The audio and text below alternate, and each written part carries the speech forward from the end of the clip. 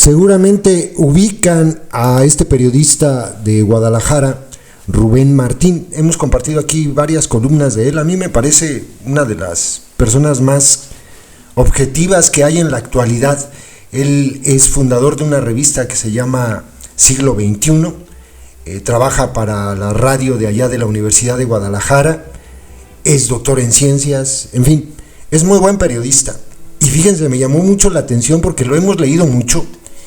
Y el día de ayer publicaron su nueva columna. Está en Sin embargo. Y fíjense el título. Es que yo nunca había leído algo así de él. El título: dejen de hacerse pendejos. Ya me imagino el coraje que le dio ver toda la fauna política tomando partido, sacando raja de la tragedia. Toda, absolutamente toda. Y los arrastrados también de cada una de estas organizaciones criminales. Entonces supongo que estaba bastante enojado cuando escribió. Y empieza con una palabra bien fuerte: asquerosa. Así empieza. Punto. Esta palabra define la respuesta que la clase política profesional está dando a la crisis por desapariciones que se vive en todo el país y que se ha manifestado con toda su crudeza, con la revelación de cientos de prendas dejadas por posibles víctimas que eran entrenadas por una célula criminal en el rancho Izaguirre de Teuchitlán, Jalisco. Así empezó, asquerosa. Estoy de acuerdo con él. Es un asco lo que hacen. Todos los cárteles, todos. Me refiero a los cárteles de la política. Los criminales, pues ya sabemos que sí. Las políticas y políticos de todos los partidos dicen de manera hipócrita estar del lado de las víctimas, cuando en realidad están del lado de sus propios intereses. Desde el gobierno de Morena y sus aliados se intenta minimizar el hallazgo del rancho, tratando de negar que había hornos crematorios y mucho menos un centro de exterminio. Desde la oposición aprovechan esta tragedia que representa el dolor de miles de familias para montarse en la legítima indignación social y golpear al gobierno de la transformación de Cuarta. Él le puso Cuarta Transformación, reprochándole su indiferencia y resaltando una crisis de seguridad que justo se fue gestando en los gobiernos que encabezaron ellos mismos, es decir, los gobiernos del PRIAN. Miserable Marco Cortés, que se monta en la tragedia para golpear al gobierno y llevar agua al molino panista. Miserable Adán Augusto López, que saca a su bancada de la sesión del Senado para evitar escuchar las legítimas críticas en contra de una política de seguridad que es incapaz de detener la guerra informal que golpea a la sociedad. Miserables todos. Dicen defender a las víctimas cuando las utilizan para seguir manteniéndose en el poder o tratar de disputarlo. Mención aparte, y esto que quede bien claro, merecen defensores del oficialismo, que desde el pseudoperiodismo de youtubers se convierten en más papistas que el Papa y que fueron al tour del rancho Teuchitlán el jueves pasado solo para ganar seguidores en sus redes, o peor aún, solo para tratar de desmentir a las víctimas. Y sí, merecían una mención aparte, hinches miserables, de verdad miserables. O articulistas que se sitúan a sí mismo a la izquierda y sin embargo se han encarnizado con las familias de las víctimas, acusando a madres buscadoras de hacer un montaje para golpear al gobierno de la transformación de Cuarta. Es infame que se acuse a las víctimas de estos montajes cuando no son capaces de entender lo que pueden llegar a ser las madres en su afán de buscar a sus hijos desaparecidos. El debate no es si el rancho Izaguirre era solo un centro de entrenamiento o también un centro de exterminio, ni si serán cientos o solo decenas de víctimas. Como bien situaron la discusión los integrantes del Comité Universitario en materia de desaparición de personas de la Universidad de Guadalajara, aquí leímos ese comunicado de ellos que me parece lo más justo que se ha escrito, de verdad. Busquen aquí el video, en estos días lo subimos, anteayer me parece. Lo relevante es el cúmulo de delitos y violaciones a derechos humanos que se cometieron ahí. Y dijo el comité, Teuchitlán fue, al mismo tiempo, un centro de privación de la libertad, de trata de personas, de tortura, de esclavitud, de asesinato brutal, de agresiones y humillaciones, de inhumación clandestina, de destrucción sistemática de restos humanos, de daño a la salud mental y de probables violaciones y abusos sexuales. Todo eso fue Teuchitlán. Quieren quitarle la palabra o el concepto del centro de exterminio. Uy, ya con eso, vamos a quitárselo. No lo voy a decir. Voy a volver a leer esta frase del Comité Universitario en materia de desaparición de personas de la Universidad de Guadalajara. Y fíjense que cómo sigue sonando igual de terrible. Fíjense, Teuchitlán fue al mismo tiempo un centro de privación de la libertad, de trata de personas, de tortura, de esclavitud, de agresiones y humillaciones, de destrucción sistemática de restos humanos, de daño a la salud mental y de probables violaciones y abusos sexuales. Sigue sonando igual de grave. No mencioné los asesinatos, ni que ahí inhumaban clandestinamente gente. Y sigue sonando igual de grave. Pero quieren quitarle lo de centro de exterminio. No sea que los comparen con Auschwitz, ya ven que no les gusta. Y a la vez el rancho de Teuchitlán revela la corrupción y complicidad de partes importantes del gobierno. Primero, al permitir que un centro de entrenamiento y del crimen organizado así operara con la complacencia de las autoridades, y luego que se ignoran y se encubrirán todos los indicios en el cateo del rancho en septiembre de 2024 y que fueron revelados el 5 de marzo en un video del colectivo Guerreros Buscadores de Jalisco. Lo relevante de esta discusión no es solo el rancho de Teuchitlán, sino las decenas o quizás cientos de lugares semejantes que existen no solo en Jalisco, sino en el resto del país.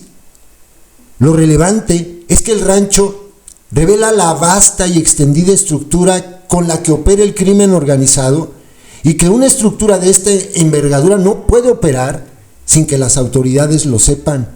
Autoridades de todos los niveles. Y miren, si han estado pendientes a los videos del canal y sobre todo a los comentarios, ustedes se podrán dar cuenta que ha llegado gente a decir: en mi ciudad, en mi estado, por acá en mi rancho hay un centro así.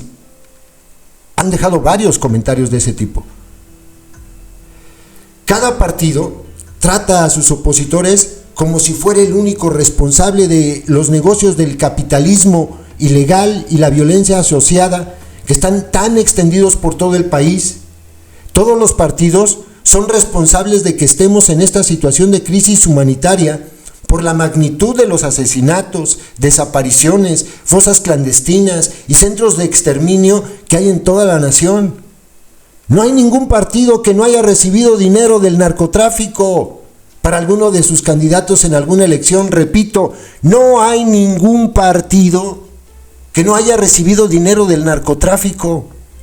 Ninguno, O sea, aquí que le quede claro, porque ya sabíamos del PRIAN, son criminales, son narcopartidos, son cárteles, por eso les llamo así, pero también la secta. Así que toda la clase política debe dejar de hacerse pendeja y centrar la mirada en lo urgente y lo importante. La crisis por desaparición de personas que existe en todo el país y que ahora el acontecimiento del Rancho Izaguirre lo pone como eje de la indignación nacional. La crisis por desaparición de personas ha sido propiciada por la incompetencia, la negligencia y la complicidad de los gobiernos de todos los partidos. Algunos han dicho que les interesa resolverla, cuando en realidad la administraron y la dejaron crecer. Así lo hizo el primer gobierno de la transformación de Cuarta, el de López, que dio pasos correctos al comienzo de su gobierno, pero al final dio un viraje que terminó traicionando a las familias buscadoras. Que no se nos olvide que se reunió con ellas, me parece que 2 veces, en el ínter de ganar la elección y tomar el cargo en diciembre de 2018. Hicieron foros en algunos lugares del país, se presentó ahí con las víctimas, les fue a decir a las mamás buscadoras, perdón, sí, olvidó no, y las mamás buscadoras lo mandaron al carajo. Ni perdón ni olvido, queremos justicia. Y no regresó, el cobarde.